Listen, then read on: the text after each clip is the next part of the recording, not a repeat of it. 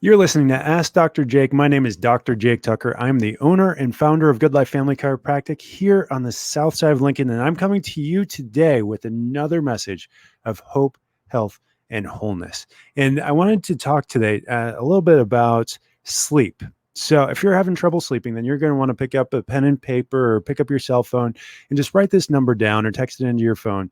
But 531-289 7,100, because the number one side effect I see of chiropractic adjustments and a subluxated spine is better sleep. We see this almost every single time. I'll say, how did you respond to your first adjustment? It's like, oh, a little better. Like, how did you sleep? Oh, so much better, doc. That really helped. And whether it's because the pain started to decrease or just the quality of the information passing between your brain and body allowed for better, more restful, more peaceful sleep.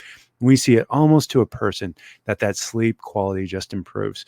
But I had a question in the office today about the best sleep position, because we teach our patients a lot of things about how to take care of their spine on a daily basis when they're not in the office, when they aren't actively getting chiropractic care. Because ultimately, my goal is not to keep you as a patient forever, but to make sure that you're taking care of your spine forever. And if I can teach you things to do at home, so much the better. And so the first thing that you have to understand is there's a baseline amount of knowledge that you need when you're understanding sleep position and sleep posture. And that is that there is a normal position of your spine and of your entire body. You are built to be in balance. You have two of almost everything except for your spine, which is center line, and everything attaches there. And it attaches there when the spine is straight from the front or the back, then everything balances out nicely. When it's crooked, things start to become attached, in an imbalanced way that actually creates dysfunction and creates problems, creates joint issues, creates degenerative arthritis. And then from when we're looking at it from the side, when we get the side view of the neck, when we get the side view of the low back, when we get the side view of the mid back, we should have these 345-degree curves that work a lot like a bridge and distributing that weight across a curve. And that it attaches at the shoulders, it attaches at the pelvis.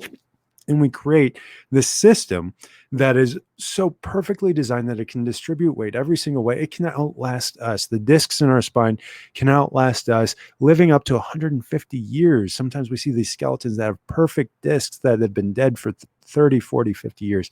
And so, it's absolutely imperative that we maintain this if we want good health, because its main job is to protect the spinal cord and the nerve roots in the brainstem. It surrounds and protects those things. And when it does so, our brains can communicate with our bodies perfectly.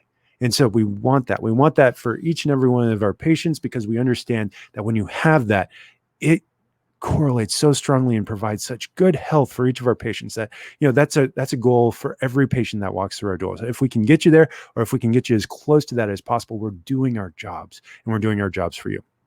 And so with that in mind, I took a moment with Sherry and I just said, number one, the number one best sleep position, regardless of pillow, regardless of mattress, is flat on your back with the curve in your neck supported by about a 3-inch roll. You might want to write this down. A 3-inch roll just under the middle of the curve of your neck, and then a 2-inch roll under the curve of your low back. In that position, it will support the curves of the spine perfectly if you're between 5 foot even and 6'6". So if you're like most Americans, you're between 5 foot and 6'6" in height, a 3-inch roll under the neck and a 2-inch roll under the low back will perfectly allow you to sleep with your spine supported.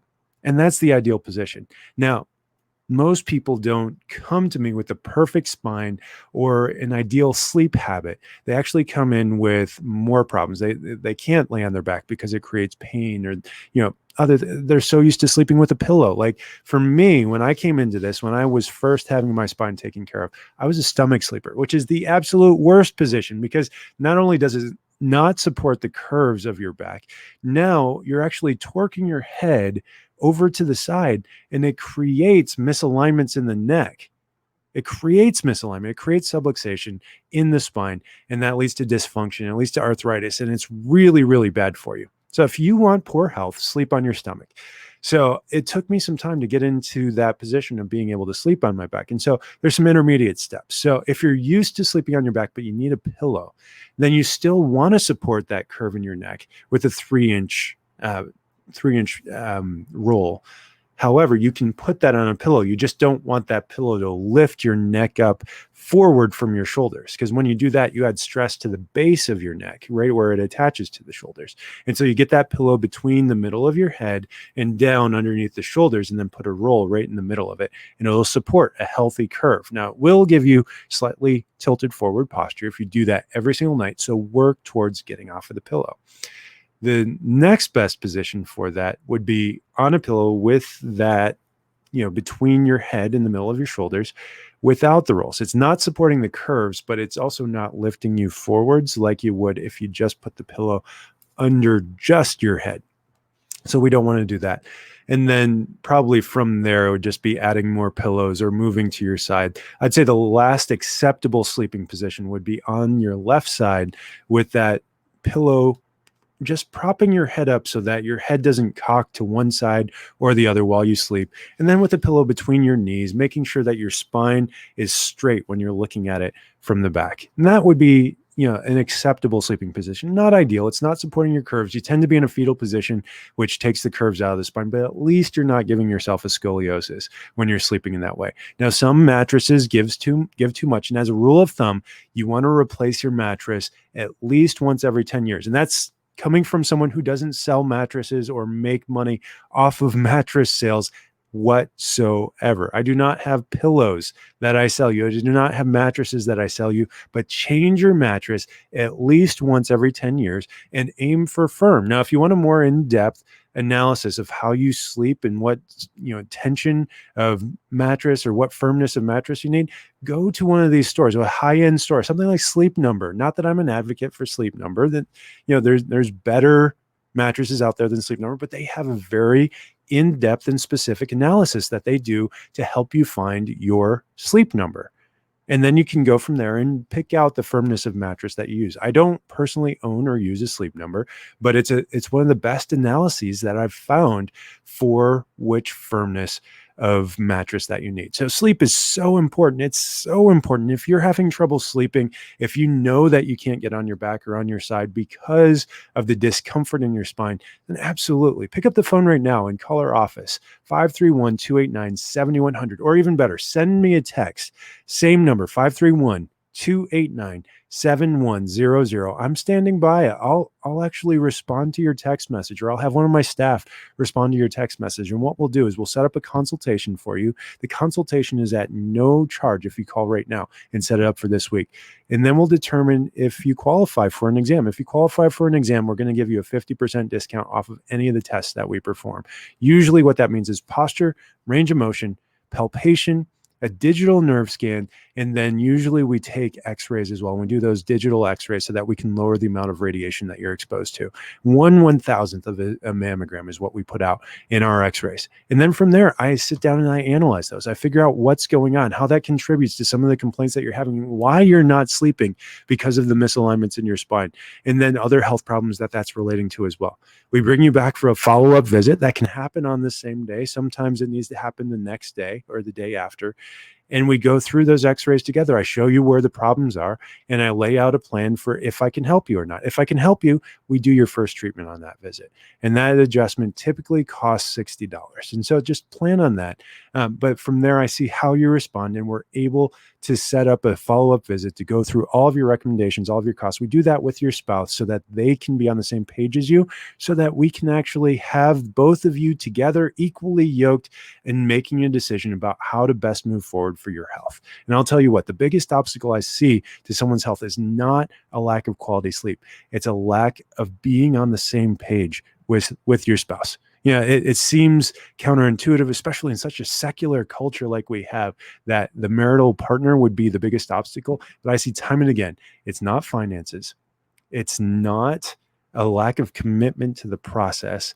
And it's not even an inability to get to the office because of time or distance. I mean, people come from all over the state to us because we're the only Max Living 5 Essentials certified office in the state of Nebraska. No, it's because the spouse is not there to help support and do what's necessary to make sure that significant other is making sure that they're doing the best for their health, or understanding the process, or where the costs are coming from.